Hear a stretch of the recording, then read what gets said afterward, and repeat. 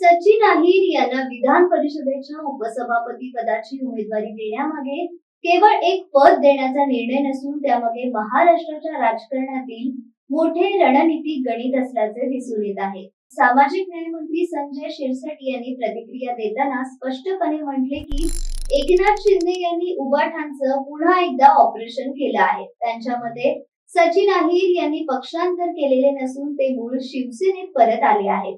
सचिन अहिर हे गेल्या काही वर्षात उद्धव ठाकरे गटातील महत्त्वाचे नेते मानले जात होते. विशेषतः वरळी मतदारसंघात आणि आदित्य ठाकरे यांच्यासोबत त्यांची जवळीक सर्वश्रुत होती. त्यामुळे त्यांचा अचानक शिंदे गटात प्रवेश हा केवळ एका नेत्याचा निर्णय नसून ठाकरे गटासाठी मोठा राजकीय आणि मानसिक धक्का मानला जात आहे.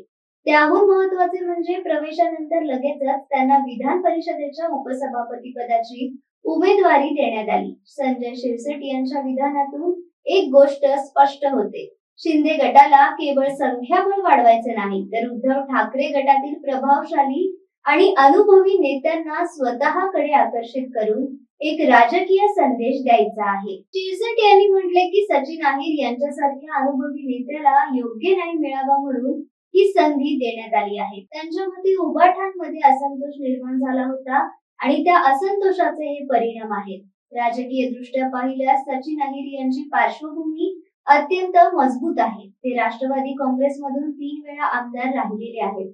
राज्यात मंत्रीपद सांभाळले आहेत आणि मुंबईतील कामगार आणि मराठी मतदारांमध्ये त्यांचा प्रभाव मानला जातो. त्यामुळे त्यांना उपसभापती पदासारखी संवैधानिक जबाबदारी देऊन महायुतीने त्यांना केवळ पक्षात सामावून घेतले नाही, तर त्यांचे राजकीय महत्त्वही अधोरेखित केले आहे. या निर्णयामागे आणखी एक मोठा संदेश दडलेला आहे.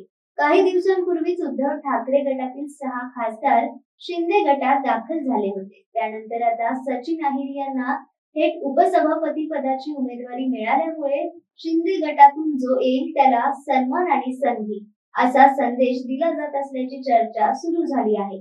त्यामुळे भविष्यात ठाकरे गटातील इतर नाराज नेत्यांवरही या घडामोडींचा परिणाम होऊ शकतो. दुसरीकडे ठाकरे गटासाठी ही घटना अधिक चिंतेची मानली जात आहे, कारण सचिन अहिर हे आदित्य ठाकरे यांचे निकटवर्तीय मानले जात होते. वरळी सारख्या महत्त्वाच्या मतदारसंघात त्यांचा प्रभाव आहे. त्यामुळे हा केवळ एका पदाचा विषय नसून ठाकरे गटाच्या संघटनात्मक ताकदीवरही प्रश्नचिन्ह निर्माण करणारी घटना मानली जात आहे.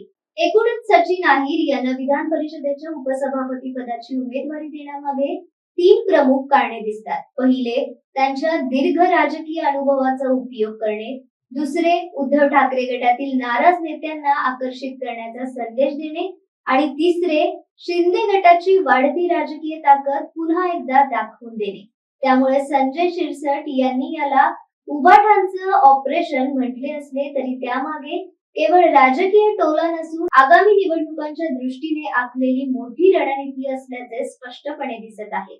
अशाच महत्त्वपूर्ण बातम्यांसाठी चॅनलला शेअर करा, सबस्क्राईब करा. धन्यवाद.